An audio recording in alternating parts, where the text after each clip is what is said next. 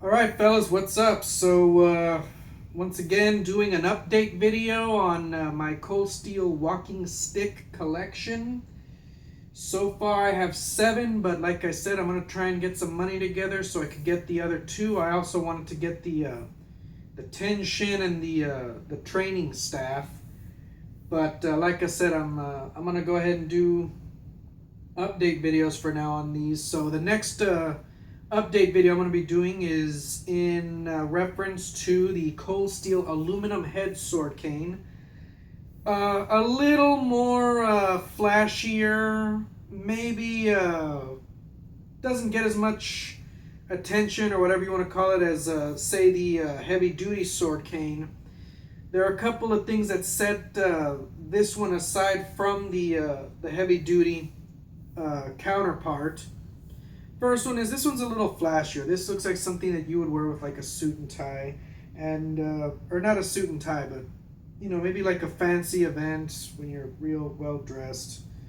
I picture like a dude with a tuxedo and all of that routine. But I highly doubt I'm going to be going to any events like that anytime soon. But like the heavy duty sword cane, this has pretty much been relegated to just something that I collect. I mean, swords are cool, but they're not practical, especially not here in Texas. So I thought, if I did ever start a sword collection, they would be exclusively sword canes, a little more practical, I guess. So I decided to keep this. This is also an item. It's kind of a home defense item. I mean, as I mentioned in my other video, swords for now in Texas are pretty much a no-go. The rules are you can keep this in your house, you can keep it in your car, can't be out and about with this. It is actually, I think one of the highest, it's either one of the highest misdemeanors or one of the lowest felonies to be out and about with one of these. I will be honest with you, I'm not sure at the moment. But, I mean, that's fine. Once again, Texas is getting, I guess, a little more progressive in terms of its current laws on weapons. But for now, this is something that I just keep here at home and occasionally do little drills and light intensity workouts with. So specifications is it's nearly visually identical to the City Stick. The only difference is it's got like these little, it's got like a little pattern on the shaft. The City Stick is just solid black. It's got an aluminum head which you can actually remove and maybe engrave, do something custom. I never got around to that. Shaft is made out of, I believe, I think it's a fiberglass shaft. This is also a blocking and pairing device, or if you live in a state where these are legal to carry and you're in a situation where you got to deal with a threat, maybe if you're with a buddy that doesn't have a weapon, you can hand it to them. This is a tempered steel. It's very similar to a fencer's sword. It does not, let me put this down for a second. It does not have a sharp edge. You could pretty much hold it like this. It's pretty much like a giant 2.5-foot ice pick in a way. It's got 4 sides, and towards the end it tapers to a pretty sharp point. It's mainly a thrusting weapon.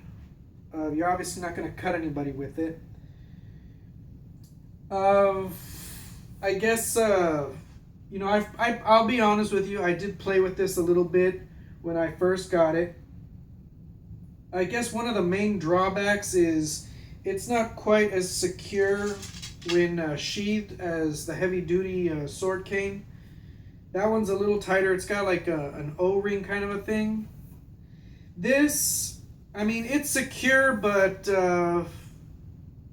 in terms of using this as maybe a club, let's just say you don't want to use the sword, a swing like so, I wouldn't trust this with that. The blade very well, may end up flying out, and Lord knows what kind of damage that could cause to people or objects.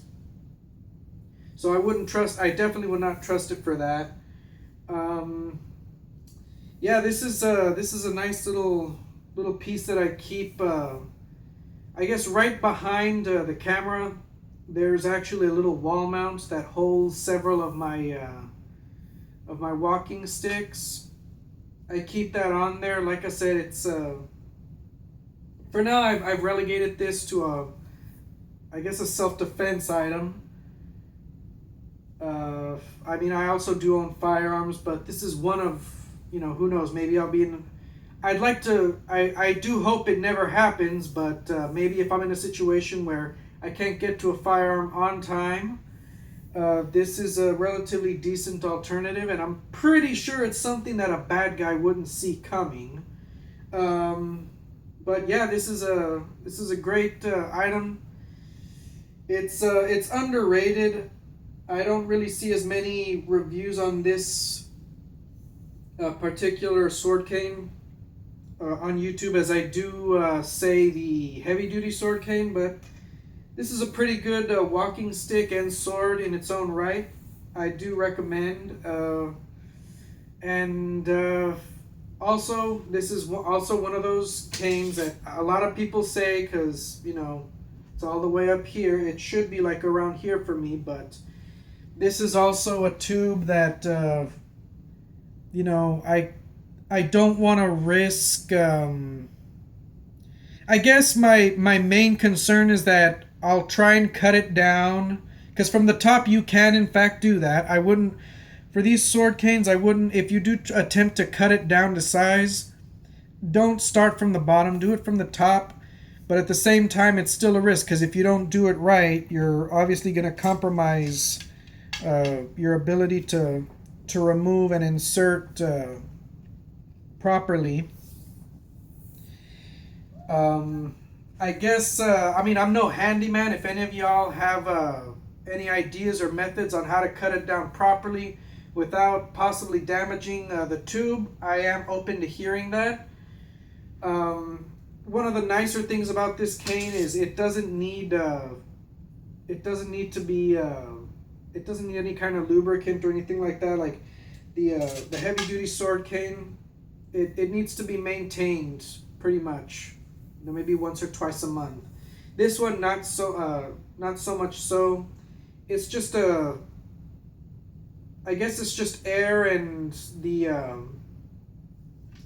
inside of the handle being properly shaped in a manner that, as you get towards the bottom, it gets tighter, that holds this together, so you don't have to worry about maintaining it as much as you would have to a heavy-duty sword cane. Overall, it's a great cane, great sword. I do like it, and that's all I got to say about that. So questions or comments, you all do know the drill, fellas. Peace out.